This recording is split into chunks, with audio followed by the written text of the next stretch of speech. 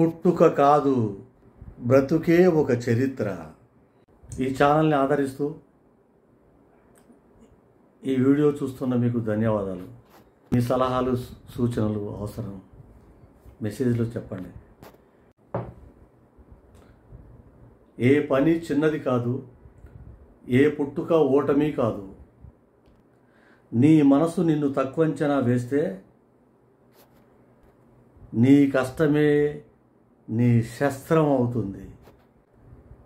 నువ్వు నిన్ను గెలవాలి, ఇతరులు నిన్ను గెలిపించాల్సిన అవసరం లేదు.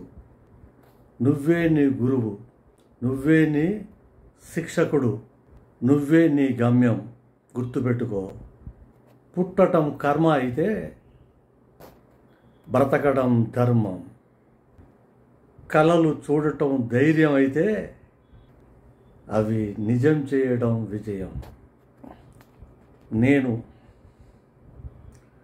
జనార్దన్ రెడ్డి, చింతల చెరువు, జనారే ఇన్సైట్స్ ఛానల్ ద్వారా నిజంగా నిండిన జీవితాన్ని చూపించడానికి ఒక చిన్న ప్రయత్నం చేస్తున్నాను. లైఫ్లో పర్సెప్షన్ అనేది చాలా కీలకం. మనందరికీ 2 కాళ్ళు, 2 చేతులు, ఒక మెదడు ఉంది కదా. కానీ కొందరిని మాత్రం తెలివైన వాళ్ళు అని అంటాం. ఎందుకంటే వాళ్ళు రోజు అదే చేస్తారు, అదే పనిని పదే పదే చేస్తారు. గమనించగలరా? గమనించండి. అయితే అది అదృష్టం కాదు, పర్సెప్షన్ బిల్డింగ్.